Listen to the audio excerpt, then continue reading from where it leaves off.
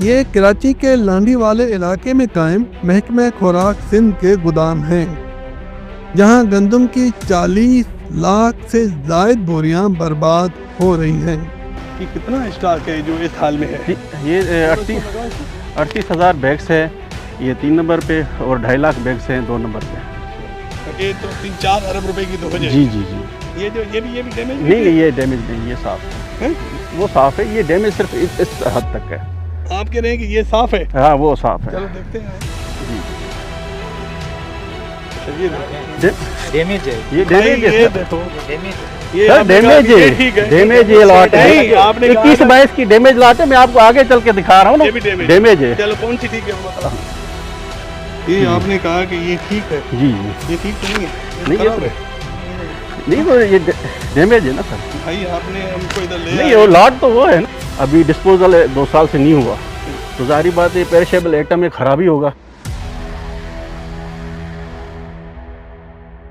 हुकूमत सिंध के रिपोर्ट के मुताबिक सूबे भर के सरकारी गोदामों में 13,76,000 मीट्रिक टन से जायद यानी 1,37,00,000 बोरियां इसी हालत में पड़ी है।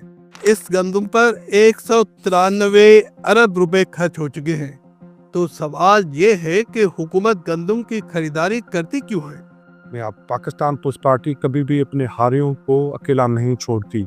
सिंध गवर्नमेंट ने 9 लाख टन गंदम खरीद के तकरीबन को 20-25% प्राइसेस को स्टेबलाइज किया। 2024 में तो हद हो गई थी कि बेपुरी लोगों को बारदाना नहीं मिला, जो पिछले सालों पर भी कुछ ना कुछ भी 25 से मिलता था। जो खरीदारी मैं समझता हूँ कि 7,500 से 8,000 रुपये पर बैग में हुई होगी, और उस वक्त गवर्नमेंट का रेट 10,000 रुपये था।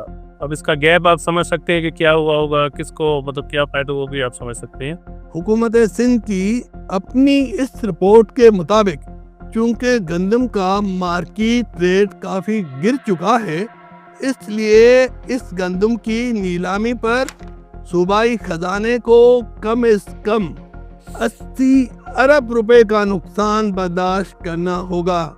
जी हाँ, 80 अरब रुपए।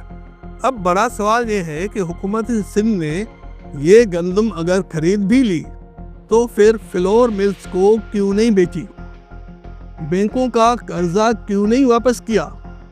गंदम को खराब होने के लिए क्यों छोड़ दिया? और बैंकों के आयद इंटरेस्ट की अदायगी और इन ज़खायर की देखभाल पर हर साल 30 अरब रुपए के अखराजात क्यों बर्दाश्त किए जा रहे हैं?